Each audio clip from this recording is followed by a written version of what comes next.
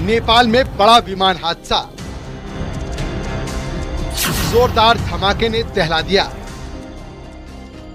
खौफनाक तस्वीरें नेपाल से आई हैं।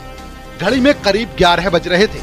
नेपाल की राजधानी काठमांडू के त्रिभुवन इंटरनेशनल एयरपोर्ट से एक निजी विमान उड़ान भरने को तैयार था। जैसे ही प्लेन ने टेक ऑफ किया, उसके बाद तो ये भयानक हादसा सामने आया। उड़ान भरते ही प्लेन में अचानक चिंगारी उठी और उसके बाद तो भयंकर धमाका हो गया। पल भर में ही प्लेन आग के गोले में तब्दील हो गया। त्रिभुवन इंटरनेशनल एयरपोर्ट पर प्लेन क्रैश हो चुका था। प्लेन में 19 लोग सवार थे। कई लोगों की चीखें तो हादसे में ही दब गईं।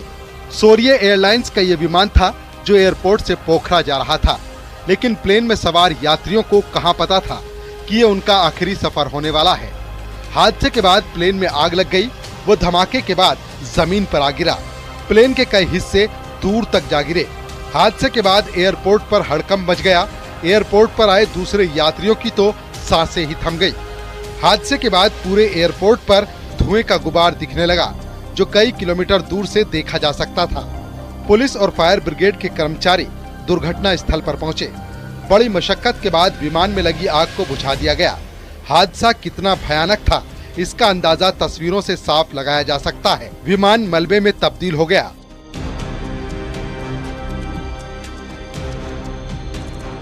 बताया जा रहा है कि विमान के उड़ान भरते ही उसमें आग लग गई और लपटों से घिरा विमान रनवे पर ही क्रैश हो गया। हादसे में कई लोग दम तोड़ चुके थे। विमान के पायलट को अस्पताल ले जाया गया। जानकारी के मुताबिक विमान बॉम्बार्डियर CRJ-200ER था, जिसे साल 2003 में बनाया गया था। चश्मदीदों के मुताबिक विमान ने रनवे से टेक ऑफ किया था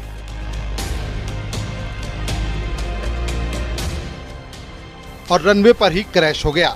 हादसे के बाद नेपाल के प्रधानमंत्री KP ओली भी घटना स्थल पर पहुंचे। नेपाल में विमान हादसे का ये पहला मामला नहीं है। इससे पहले भी कई हादसे हुए हैं। पिछले साल जनवरी में नेपाल में बड़ा प्लेन हादसा हुआ था। इसमें 72 लोगों की जान चली गई थी। येती एयरलाइंस का विमान पोखरा एयरपोर्ट पर लैंडिंग से पहले क्रैश हो गया था, जिसमें सवार सभी यात्री मारे गए थे।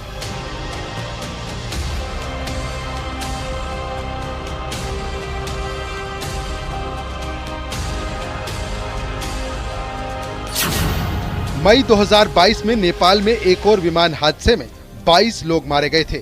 ये प्लेन पोखरा से जोसमोस जा रहा था। अचानक प्लेन में धमाका हुआ और वो हादसे का शिकार हो गया। साल 2018 में भी नेपाल में विमान हादसा सामने आया था। मार्च में हुए इस हादसे में 51 लोग मारे गए थे। विमान बांग्लादेश से नेपाल आ रहा था और त्रिभुवन एयरपोर्ट पर ही दुर्घटनाग्रस्त हुआ था।